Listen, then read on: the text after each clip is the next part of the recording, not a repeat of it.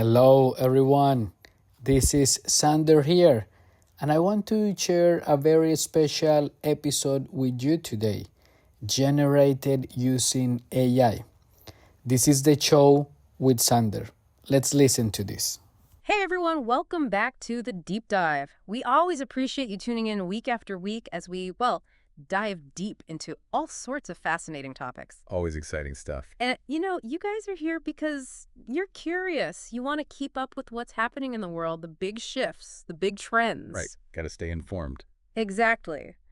And today we're tackling one that's potentially, huge. We're talking about the possibility of global population decline. Not just stabilizing, but actually shrinking. Yeah, pretty significant shift from what we're used to, right? For sure.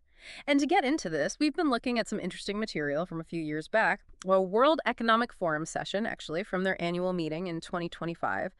They called it Demographics What Next? Catchy title. Definitely grabs your attention. And our mission, as always, is to break it down for you. What are the arguments? What's the data? Is this really a turning point in human history? Big question. Absolutely. So, to set the stage, let's go back a bit. Think about population growth over time. For most of human history, it was pretty gradual. A slow, steady increase. Yeah, like a gentle upward slope. Exactly. But then boom, the 20th century happens. It's like hitting the accelerator. Yeah. Things speed up dramatically. Right, exponential growth. Exactly. To give you a sense of just how fast things change, think about this. It took 123 years for the world population to go from 1 billion to 2 billion. Over a century.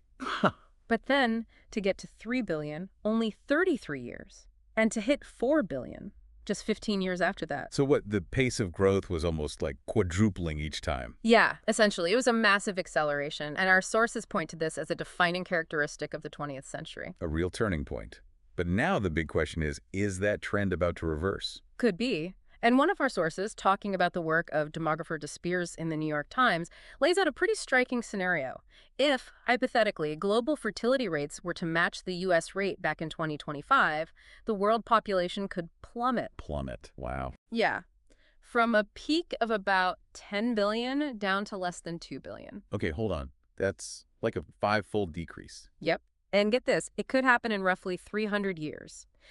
Apparently, there were charts in this discussion that really hammered home the point. These dramatic red projections showing this massive population drop. Definitely paints a vivid picture. It does. And this idea of a population collapse, it's something Elon Musk has been talking about for a while now, right? Oh yeah, he's been pretty vocal about it. He even said he thinks it's a bigger risk than global warming. Though, whether it's actually a bigger threat, well, that's a whole other conversation. Yeah. But the fact is, demographic projections are starting to take this seriously. Right, not just some fringe idea anymore. Exactly. The UN, for instance, their baseline projection back in 2025 saw the global population peaking at 10.3 billion in the 2080s. Okay, so still an increase. Yeah, but here's the thing. They also presented some alternative scenarios, and those suggested that peak could happen even sooner, maybe even in the 2060s. Interesting. So a bit of a range there, depending on different factors. Right. And then you've got groups like the Institute for Health Metrics and Evaluation. Their projection was even more striking. They saw the decline starting in 2064 and the population dropping to about 8.8 billion by 2100. So a smaller peak and an earlier decline. Yeah. And what's really interesting is that, according to the WEF discussion, some experts are thinking the decline might be even faster and that peak might come even sooner. So there's definitely a growing awareness of this possibility. Makes sense. And what's really, really important to remember is that this isn't just some far-off hypothetical future. This is happening now. Oh, you mean like populations are already declining in some places? Right. Think about Japan, Italy, Russia, China even, South Korea, Germany, Spain. These are big, important economies, and their populations are shrinking right now. Wow, so it's not just a prediction, it's already a reality. Exactly. And the expectation is that this trend is only going to spread. More and more countries are likely to see their populations start to decline. So what's driving this? Why are birth rates falling so much? Well, the main engine, as I discussed in the WEF session, is declining fertility rates. And there's this crucial number that we need to understand. It's called the replacement rate. Oh, yeah, I've heard of that. It's like the number of Yeah. births needed to keep the population stable, right? Right. And it's around 2.11 births per woman. 2.11. Why not just 2? Good question. It's a little more than 2 because, Well, not every child born survives to adulthood, and on average, you need slightly more than 2 kids per couple to truly replace themselves in the population. Makes sense. So the data shows that global fertility rates have been dropping since about the 1950s and 60s. So for like, what, 70 years? Yeah. Pretty long-term trend. Yeah, and in a lot of developed countries, they actually fell below that replacement rate quite a while ago. So we've got these declining fertility rates, and at the same time, people are living longer. Right. Life expectancy is increasing, which is amazing thanks to advancements in medicine and healthcare. But the combination of these two trends, fewer births and longer lives, leads to a phenomenon called global aging. Right, more older people relative to younger people. Exactly. And the WEF session, they actually showed this really cool graphic, a population pyramid, they called it. It really illustrated how this shift in age distribution is playing out. Ah, those pyramids. I remember those from, like, social studies class. Yeah, they're pretty useful for visualizing this kind of data. And what they showed was that in many countries, the base of the pyramid, which represents the younger generations, is getting narrower, while the top, representing older folks, is getting wider. So a top-heavy pyramid, basically. And that has a bunch of consequences, right? It does. One of the biggest is economic. Think about it: if you have a shrinking working age population and a growing older population, that puts a lot of stress on things like, well, pensions. Yeah, those systems that provide retirement income. Exactly, and as they pointed out, a lot of those systems were designed when life expectancies were shorter. So people weren't retired as long. Right, but now people are living longer, so those pension systems are having to pay out for longer periods. And with fewer people paying into them. Exactly, it's a tough situation. And it's not just pensions. Healthcare systems are also feeling the pressure. As the population ages, you have more people with age-related health issues, like, well, dementia, for instance. Yeah, it's a huge concern. And it gets even more complicated. Governments are going to have to spend more on healthcare for an aging population, potentially more on pensions, and possibly even deal with higher levels of debt. Oh, I see where this is going. Less money for other important things. Exactly. Like defense, for example. Our sources even mention that as a potential consequence. Wow, so this demographic shift has ripple effects across, like, every aspect of society. It really does. And it's something that governments are trying to address. I mean, they're trying to encourage people to have more babies. Makes sense. More babies, more future workers and taxpayers. Right. And the WEF session actually talked about how since the 1970s, the number of countries with pronatal policies has really gone up. Pronatal, meaning policies to encourage people to have more kids. Right. Things like financial incentives, parental leave, subsidized childcare. So, like, basically trying to make having kids more affordable and appealing. Yep. But here's the thing, the really fascinating thing. These policies, they don't seem to be working very well. Really? Why not? I mean, free money, free childcare, who wouldn't want that? Right. You'd think it would make a difference, but it turns out it's a lot more complicated than that. And this is a key point, the question of why these policies aren't working. It gets to the heart of some really fundamental societal shifts. Okay, I'm intrigued. What are these shifts? Well, one major factor seems to be the connection between wealth and fertility rates. As societies get richer, people tend to have fewer children. It's a pattern that's been observed across different cultures and historical periods. So it's not just about affordability then. It's like a deeper change in values. Right. It seems like in more affluent societies, the perceived costs of having a large family go up. And not just financial costs, but also like opportunity costs. People Yeah. might prioritize their careers or personal goals over having a big family. Yeah, that makes sense. Kids are expensive, time-consuming, and they can definitely impact your career. And another crucial factor is the huge increase in women working outside the home. Over the past 50 years or so, there's been this massive shift in gender roles. More women are pursuing careers, becoming financially independent. Which is fantastic, of course. Absolutely. But it also means that there's a greater incentive to delay having children or have fewer children overall. Yeah, if you're focused on building a career, having a bunch of kids can be pretty challenging. For sure. And on top of that, advances in contraception have given people a lot more control over their reproductive choices. It's not just about, like, fate anymore. People have more agency in deciding when and how many children they want to have. Right, it's about choice and control. Exactly. And the data really backs this up. Female labor force participation and education levels are some of the strongest predictors of a country's fertility rate. It's almost more important than cultural or historical factors. Wow, so really, empowering women has a huge impact on demographics. It does. And our sources also touched on the potential role of declining religious faith. They even drew a parallel with 18th century France. They saw a slower population growth at a time when secularism was on the rise. It's a complex issue, but it's worth considering. Interesting. So if these societal and economic forces are so strong, can governments really do anything to reverse the trend?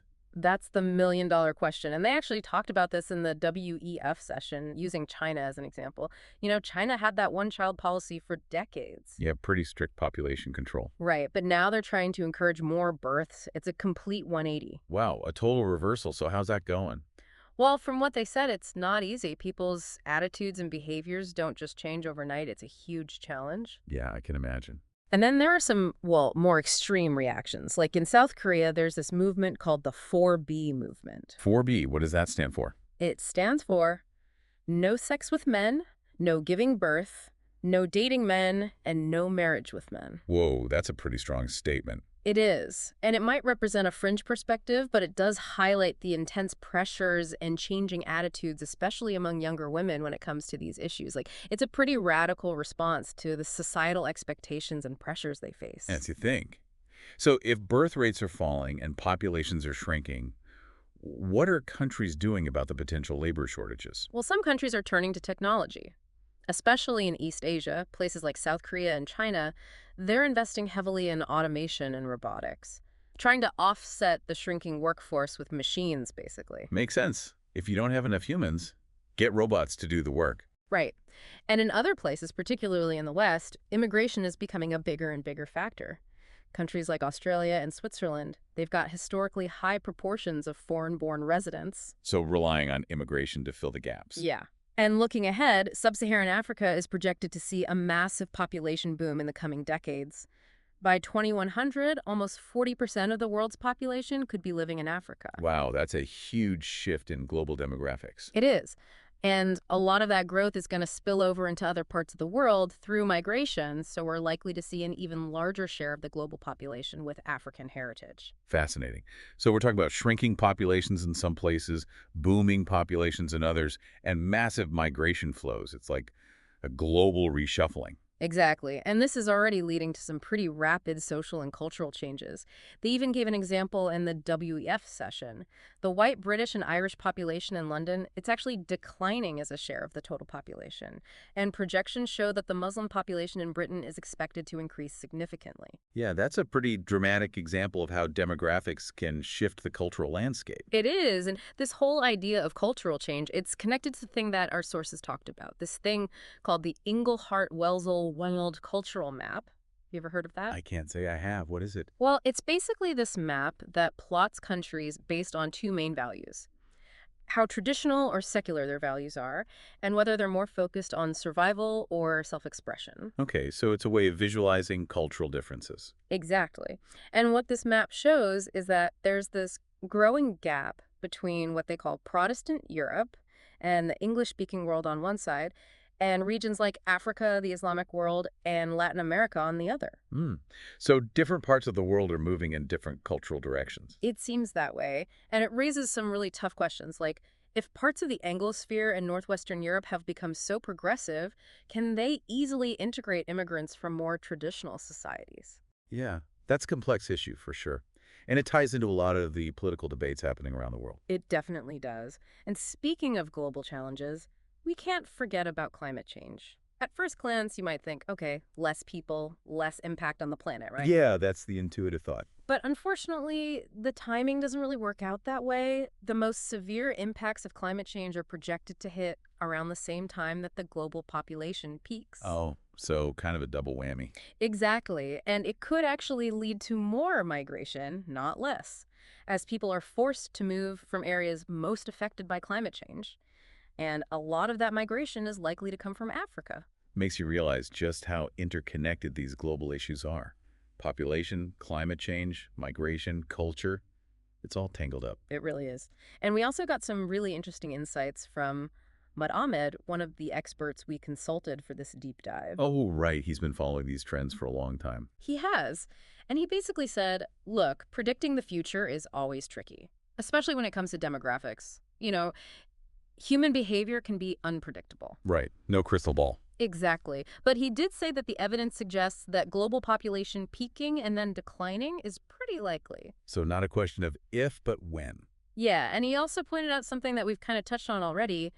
Governments, they've been trying to influence fertility rates, but it's not really working. Yeah, those pronatal policies haven't been very effective. Right. And Ahmed really emphasized that decisions about having kids are deeply personal. They're influenced by a whole bunch of factors that governments can't easily control. So it's not just about economics.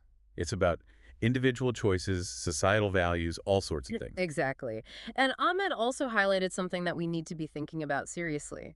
Life expectancy has increased dramatically, and that means we need to adapt. Adapt to having more older people. Right. Our pension systems, our healthcare systems, they need to change. And we need to rethink societal roles. How do we better integrate older people into society? How do we value their contribution? Yeah, that's a huge cultural shift. It is.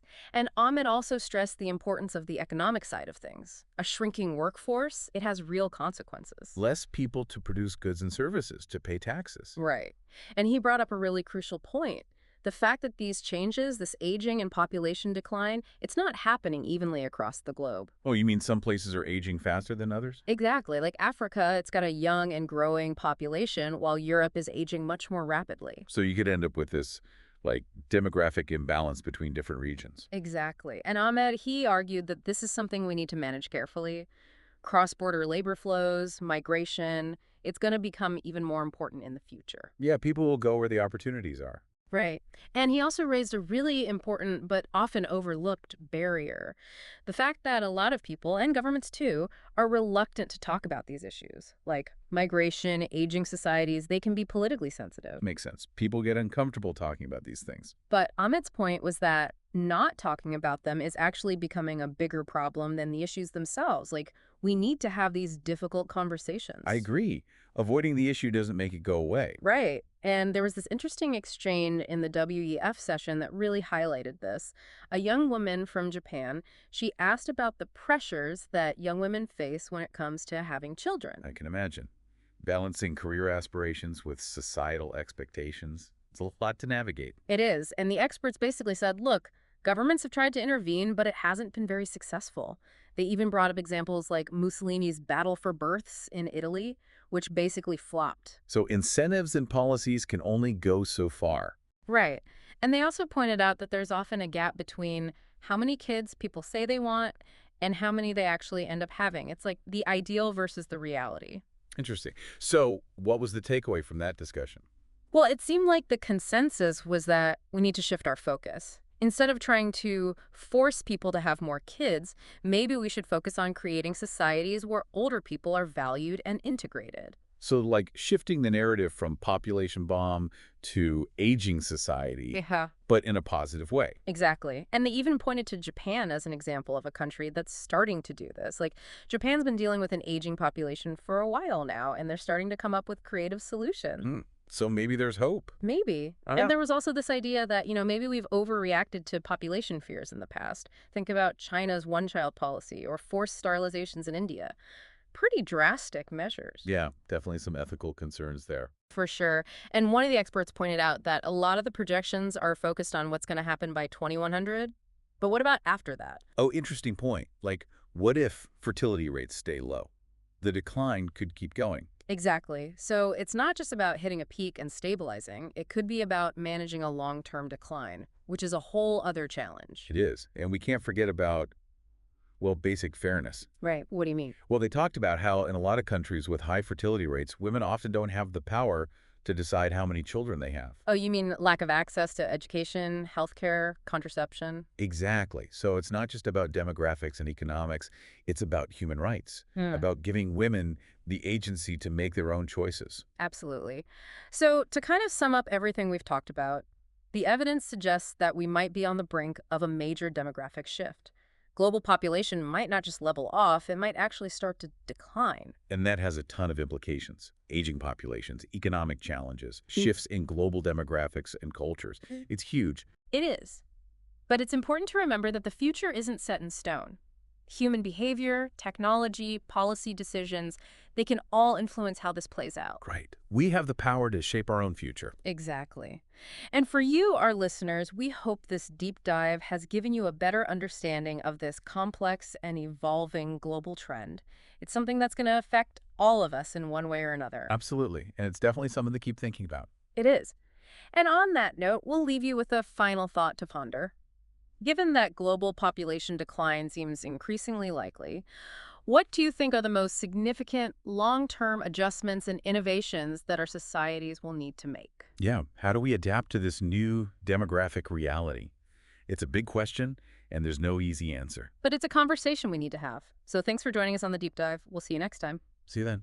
Thank you, everyone who listened to this episode.